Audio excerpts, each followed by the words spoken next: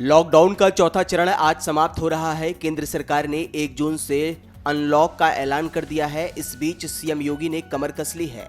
खबरों की माने तो यूपी में बस और टैक्सी सेवाओं को शुरू किया जाएगा। सोशल डिस्टेंसिंग का भी पालन करना होगा। देश में लागू लॉकडाउन को कंटेनमेंट जोन तक सीमित करने की अवधि को 30 जून तक के लिए बढ़ा दिया गया है। इस दौरान लॉकडाउन को धीरे धीरे हटाया जाएगा। 8 जून को धार्मिक स्थल, होटल, सैलून, आतिथ्य सेवाएं और शॉपिंग मॉल खोल दिए जाएंगे। कोरोना वायरस के कारण लागू लॉकडाउन के बीच देश में संक्रमण के मामले तेजी से बढ़ रहे हैं। एक दिन में 8,380 नए मामले सामने आए हैं। ये अब तक एक दिन में मरीजों की तादाद में हुई सबसे बड़ी बढ़ोतरी है। कोरोना लॉकडाउन के बीच प्रधानमंत्री नरेंद्र मोदी ने रविवार सुबह 11 बजे मन की बात के जरिए देश को संबोधित किया। इस दौरान उन्होंने कहा कि अर्थव्यवस्था का एक बड़ा हिस्सा अब चल पड़ा है। ऐसे में हमें और ज्यादा सतर्क रहने की आवश्यकता है। कांग्रेस के वरिष्ठ नेता कपिल सिब्बल ने प्रधानमंत्री नरेंद्र मोदी पर कोरोना लॉकडाउन को लेकर निशाना साधा। सिब्बल ने कहा कि मैं पीएम मोदी से पूछना चाहता हूं कि क्या आप हमें बता सकते हैं कि आपने अपने पीएम केयर्स फंड में मजदूरों को कितना पैसा दिया। मैं उनसे इस सवाल का जवाब देने का अनुरोध करता हूं।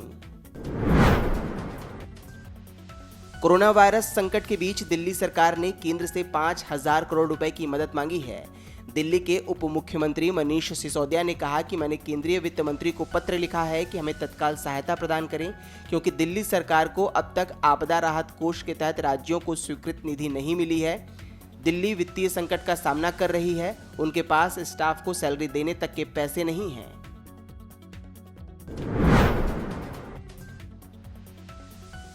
देश में कोरोना वायरस से सर्वाधिक प्रभावित राज्यों में से एक तमिलनाडु ने कोरोना वायरस के संक्रमण को काबू करने के लिए लॉकडाउन की अवधि 30 जून तक के लिए बढ़ा दी है।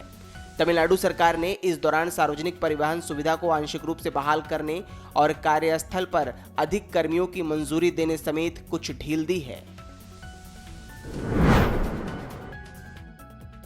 शिवसेना नेता संजय राउत ने रविवार को आरोप लगाया कि फरवरी में अमेरिकी राष्ट्रपति ट्रंप के स्वागत के लिए अहमदाबाद में आयोजित नमस्ते ट्रंप कार्यक्रम गुजरात और बाद में मुंबई और दिल्ली में कोरोना वायरस के फैलने के लिए जिम्मेदार है। राउत ने कहा कि इस कार्यक्रम में शामिल कुछ प्रतिनिधि बाद में दिल्ली और मुंबई भी गए थे। भारतीय सेना ने सोशल मीडिया पर चल रहे उस वीडियो को रविवार को खारिज किया जिसमें पूर्व लद्दाख में चीनी और भारतीय सैनिक कथित तौर पर आपस में भिड़ते दिखाई देते हैं। सेना ने एक बयान में कहा कि वीडियो में दिख रही चीजें प्रमाणिक नहीं है। इसे उत्तरी सीमाओं पर स्थित से जोड़ने का प्रयास दुर्भावनापूर्ण है। और नेपाल की सरकार द्वारा संसद में प्रस्तुत किए गए देश के नए राजनीतिक मानचित्र से संबंधित विधेयक पर मुख्य विपक्षी दल नेपाली कांग्रेस ने शनिवार को चर्चा की और इसके पक्ष में मत देने का फैसला किया।